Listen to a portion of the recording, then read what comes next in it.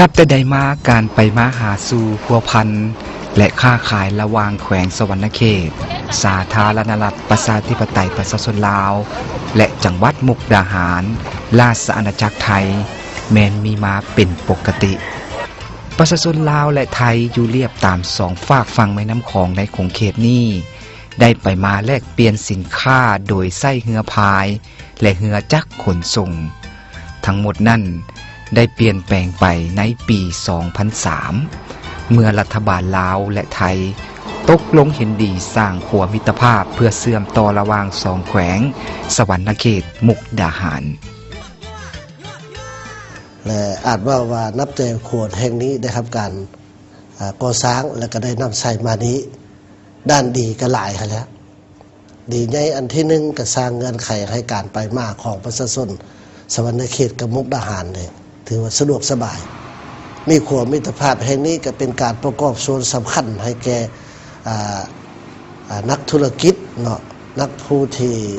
ใช้รถใช้ถนนบริเวณผ่านของเขตนี้เฮ็ดให้แนวทางเศรษฐกิจเป็นต้นการเชื่อมโยงเศรษฐกิจภายนอกนี่ไวกว่าเก่า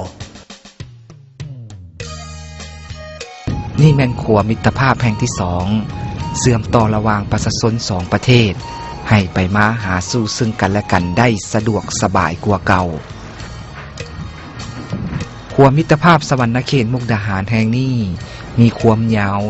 1,600 เมตรซึ่งบ่เพียงแต่เป็นการเชื่อมต่อระหว่างสองแขวงสวรรณเขตมุกดาหารแต่ยังเป็นสะพานเชื่อมต่อระหว่าง4ประเทศในขงเขตอาซีตะวันออกเฉียงใต้ขัวแห่งนี้ยังเป็นเส้นทางยุทธศาสตร์เชื่อมต่อภาคตะวันออกสู่ตะวันตกโดยมีเส้นทางเลข9สิ้นสุดอยู่เมียนมาเชื่อมต่อระหว่างเวียดนามหาไทยโดยมีสาธารณรัฐประชาธิปไตยประชาชนลาวเป็นจุดผ่านความคาดหวังของการเปิดขัวดังกล่าวนี้แม้นเพื่อเป็นการเปิดกว้างการค้าการท่องเที่ยวระหว่าง4ประเทศเราจะพัฒนาที่จะนำระบบเทคโนโลยีมาใช้อย่างสูงนะครับไม่ว่าจะเป็นฝั่งไทยและฝั่งลาวเพราะฉะนั้นเนี่ยเชื่อว่าจุดนี้เนี่ยน่าจะเป็นจุดที่มีการไหลเลื่อนการค้าดีมากแล้วก็น่าจะเป็นตัวเพิ่มพูนเศรษฐกิจทั้งฝั่งประเทศไทยและฝั่งประเทศลาวนะครับซึ่งจะทำให้ตรงนี้แหละครับจะขอให้เกิดความอุดมสมบูรณ์และการพัฒนาร่วมกันในระหว่างสองประเทศครับขัวมิตรภาพแห่งที่2ได้เปิดนำไส้อย่างเป็นทางการในปี 2007 และได้รับไส้แก่นักท่องเที่ยวประมาณ 1,500 คนเข้าสู่สวรรณเขตในแต่ละวันมีนักธุรกิจนักลงทุนเพิ่มขึ้นไปเคียงคู่กันนั่นก็เป็นการสร้างโอกาสในการมีเวียกเฮ็ดงานทำแก่ประชาชนภายในแขวงนี่บรรดาโรงแรมเรือนพักห้านอาหารห้านขายเครื่องที่ระลึกและกิจกรรมอื่นๆก่อขยายตัวเช่นกันทรัพยากรธรรมชาติกับแหล่งท่องเที่ยวของสวรรณเขตที่รอการพัฒนากับเหตุผลอีกประการหนึ่งก็คือการเปิดประเทศของเวียดนามการเปิดประเทศของเวียดนามเนี่ยมันทำให้จำนวนนักท่องเที่ยวไทยเนี่ยที่จะต้องผ่านสวรรณเขตเนี่ยมีปริมาณเพิ่มขึ้นทุกปีสำคัญประการหนึ่งก็คือนโยบายว่าโดยเขตเศรษฐกิจพิเศษตัวนี้เป็นแรงจูงใจมากในการที่จะดึงดูดนักลงทุนเข้ามาลงทุนอยู่ในแขวงสวรรณเขต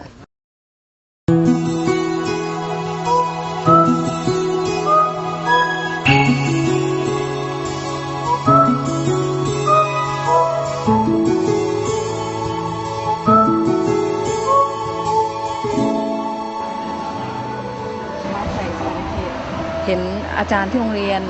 เขามาบ่อยเราก็เลยบอกว่าเราก็ไม่เคยมามาสักครั้งก็ยังดีแล้วเขาก็ชอบมากันมาซื้อของอะไรเงี้ยค่ะ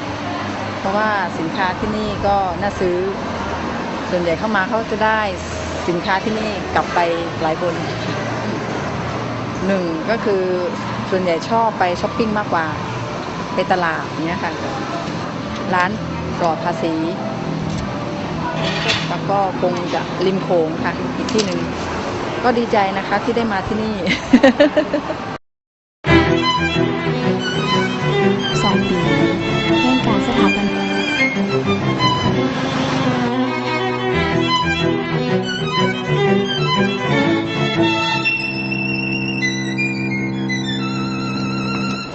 เห็นเพิ่นเปิดเส้นทางมุกดาหารสวรรณเขตผมก็ได้ลงสมัครการไปมากก็มันก็สะดวกดีอยู่แต่ว่าคนโดยสารเพิ่นพอค่าไม่ค่าหรือว่าประชาชนไทยลาวเพิ่นก็ขาไปขามาได้สบายแล้ว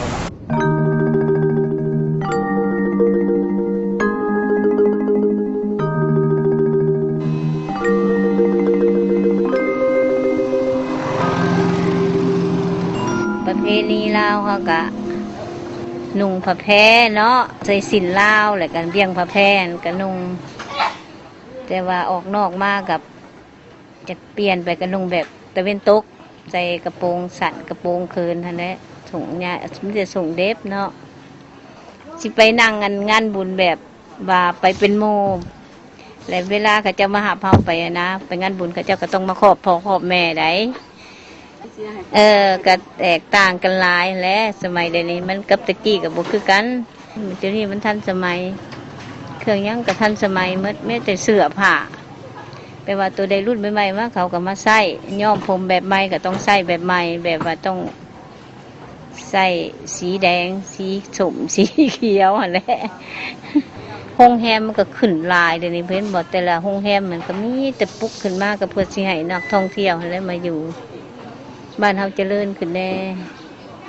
หลายเพราะว่าข้าเจ้าก็เห็นท่องเที่ยวเข้ามาบ้านเฮาก็เปลี่ยนแปลงไปหลายกับผลเสียให้ลูกหลานเฮาหัน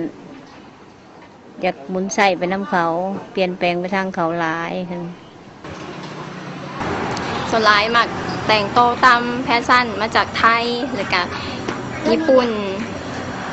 แล้วก็ถามักนุ่งเครื่องเป็นนุ่งเครื่องเป็นสูตรแล้วแต่บางคน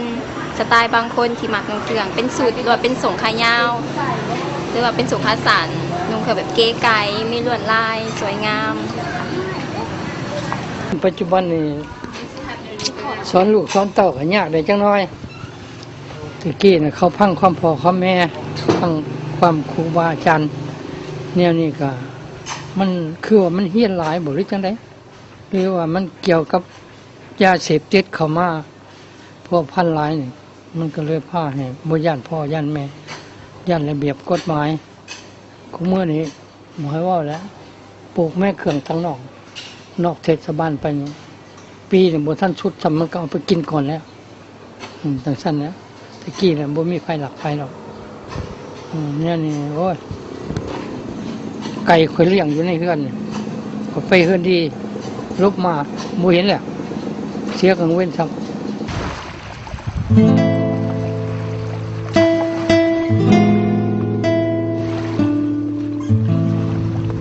สำหรับลาวเฮานี่ก็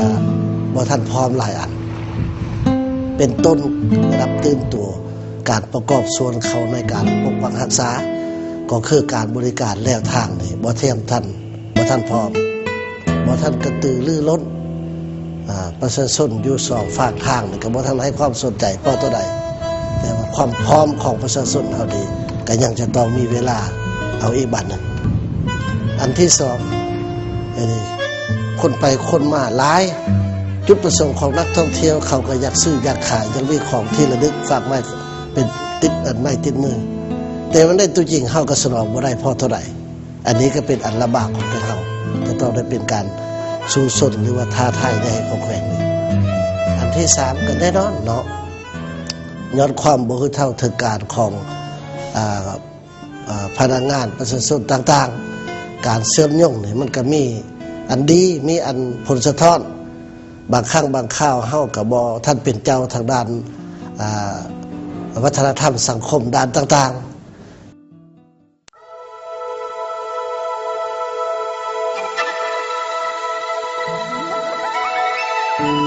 ย้อนการเปิดน้ำไส้ขัวมิตรภาพแห่งที่สอง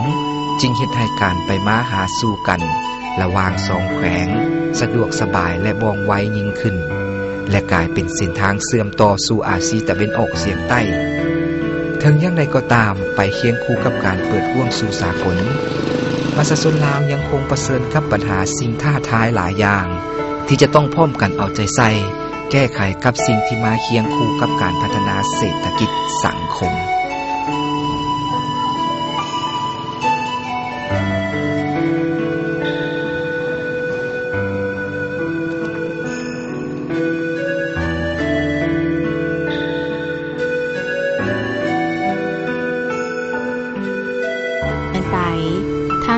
ทั่วภาคทั่วกองทัพและทั่วปวงชนลาว